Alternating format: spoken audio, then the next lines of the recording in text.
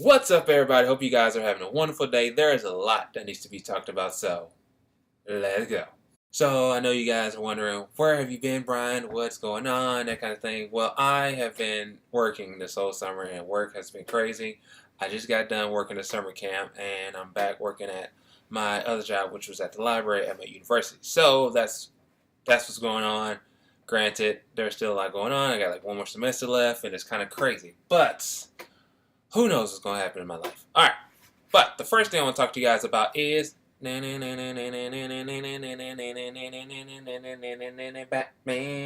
Well, not really Batman, but a character from the Batman universe.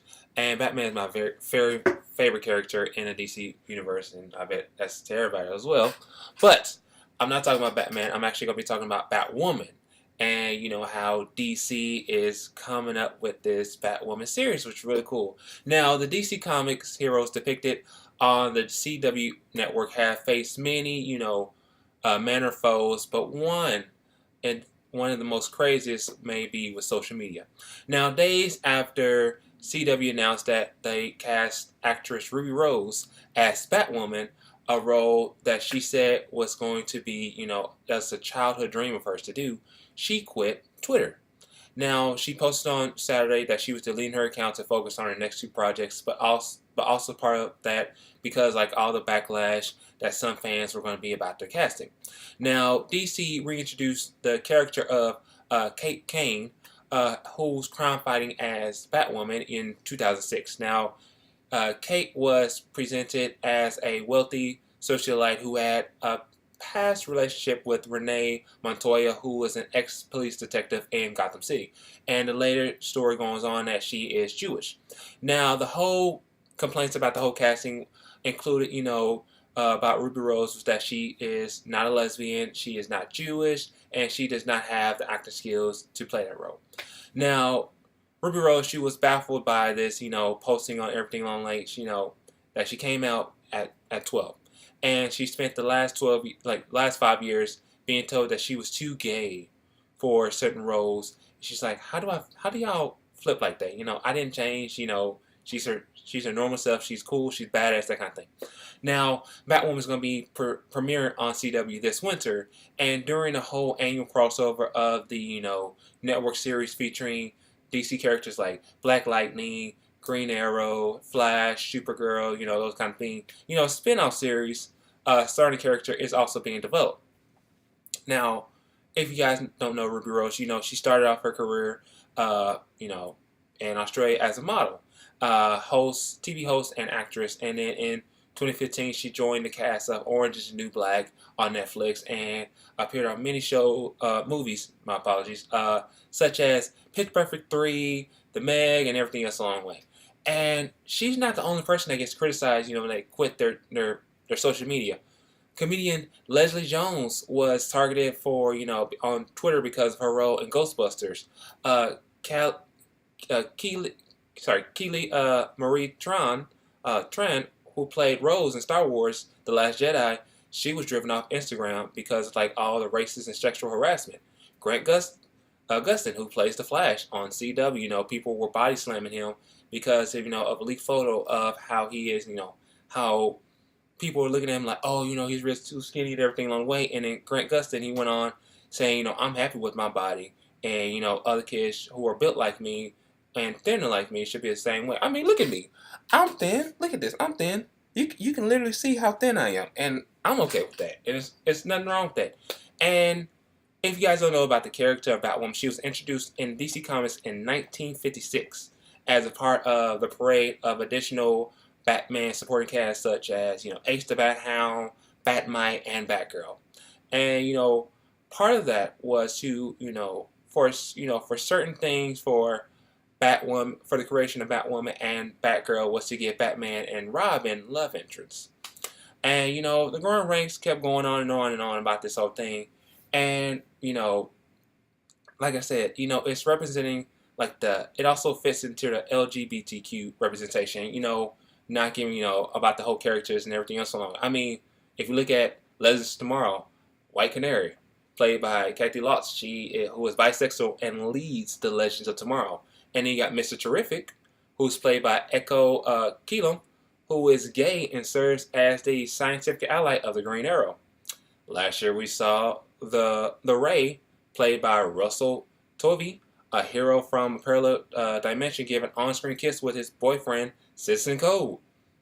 And then you also have, in the next season of Supergirl, we'll introduce Nia Nye, a transgender hero played by Nicole Maines, who is also transgender and an activist.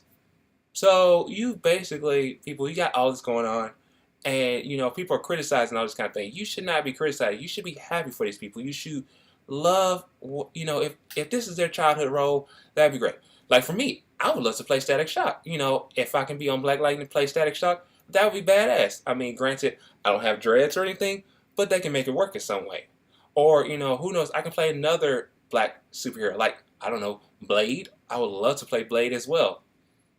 And then people are still going to criticize me. And you know what? I don't care. If you're going to criticize how I am, guess what? I'm going to just brush it off. I do a lot of cosplay, so there's nothing wrong with that. And Ruby Rose, congratulations on you for getting the Batwoman role. And I know Steven Amell, he loved it because he teased about it, saying, it's always good seeing, like, characters try, be putting on new costumes and everything else. And that's a really good thing. Second thing I want to talk to you guys about is in Burlington, Vermont, Christine Hallquist, a former utility executive from Vermont, listened closely as Danica Royan, the Virginia state delegate who won national recognition when she became the first transgender person elected to her state legislature, offered tips as the pair canvassed a stark residential neighborhood there.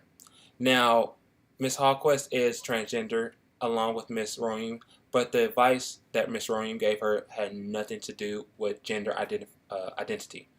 Try a light rhythmic knock. Leave a handwritten note if no one's there. Try and earn a vote every week. And Miss Hallquist said, I have so much to learn, getting advice from Miss Royan's lessons with each and every knock. And on Tuesday, those lessons paid off as Ms. Hallquist, a Democrat, made history of her own. She became the first transgender candidate to be nominated for a governorship by a major party, beating 3 other candidates in Vermont's Democratic primary, according to the Associated Press. Kudos to you on that. It is a remarkable milestone, even for an election year already dominated by an influx of women and a record number of candidates who identify as lesbian, gay, transgender, and queer. Anise Parker, the chief executive of the LGBTQ Victory Fund, which trains and supports gay and transgender candidates, said in a statement on Tuesday evening, Christine's victory is a defining moment in the movement of trans equality, and is especially remarkable given how few out trans elected officials there are on any level of government. And Ms. Hallquist was not the only transgender candidate on the ballot in the recent days. In Hawaii on September, Kim Koko Owamoto, a lawyer, lost her bid to the Democratic nominee for lieutenant governor. And there's going to be more transgender candidates on the ballot soon, including Alexandra Chandler, former naval intelligence analyst, who is running for Massachusetts 3rd District.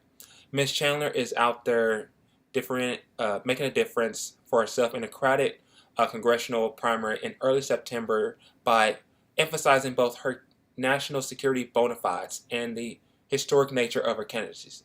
She says in a video, I am running for Congress, and she's trying to be a voice for trans kids out there. Now, before she ran for governor, Ms. Hallquist spent 12 years as the chief executive of the Vermont Electric Cooperative, an in-state power utility that she helped back up from the ground up. And her transition from male to female took place in 2015 when she was at the helm of the company, and the subject was made as documentary film by her son. And as a candidate, she made part of the speech, making sure that people know there's a lot going on, and she wanted that voice to be heard, and that voice was heard. So Christine Hallquist, congratulations to you on your victory, and keep going out there, kick ass, make a difference. The last thing I want to talk to you guys about is after decades of being able to shut people up with threats of lawsuits, Trump is likely in for a rude awakening as he goes after a former White House aide who has written an unflattering book. His re-election campaign is trying to force Omarosa Newman to stop bringing down Trump's non-disclosure agreement when she signed when she was working for him during a campaign that was covered for future activity. Bradley Moss, a Washington D.C. lawyer, said that this is going to fail, talking about how Trump is used to a world where he can threaten financial ruin on people with these NDAs. Now, while Trump could prevail anything regarding or Omarosa's time with the campaign, he will be unable to stop her from discussing her time in the White House, as Moss said. During that time, she was technically working for the United States government, not a private entity under Trump's control. So, yeah. And under those circumstances, an NDA would be unenforceable as a matter of law, according to Moss. Now, Trump's officials, campaign officials, did not respond to Huffington Post queries on the matter, and White House Press Secretary Sarah Sanders would not comment on the campaign's attempt to force its NDA through operation in New York City. And Trump White House officials have acknowledged that many staff members have signed the White House NDAs as a condition of employment. Now, Sanders did claim, but falsely, that previous administrators have, also used NDAs in the White House itself. She said every administration prior to the Trump administration had NDAs, particularly specific for anyone that had security clearance. As she said in a briefing, all the staff for the administration, including Trump's, are bound by the laws and rules that prescribe the release of material under the rubric of national security. And classified material cannot be released until it is declassified. But the courts, have refused to restrict federal employees' First Amendment rights about their time and, during the White House and everything else along the way. And Omarosa's new book called Unhinged argues that Trump is unfit to, for presidency because of his bigotry and lack of mental aptitude. I wonder how many times people have been saying that. How many times have people been saying that Trump should not have been president? Oh my God, a lot of people. It just makes sense. Now it's clicking. And, she released segments of conversation with Trump and Chief of Staff Jeff Keighley that was secretly recorded, and leading White House officials to worry that there might be more recordings to come. Basically, her official title basically was communications director for the White House Office of Public Liaison, but it was never clear as to what she actually did for that job in the 11 months that she held before Kelly fired her. And prior to that, Omarosa had been a contestant on Trump's show, The Apprentice. It was a stupid show, somewhat, I don't know. And then in the days of this, both of them going back on Twitter, and Trump went on, Twitter saying, he called her, calling her a lowlife, and a photo opportunity during his New Jersey vacation over the weekend, and called her a crazy crying lowlife and a dog on Twitter.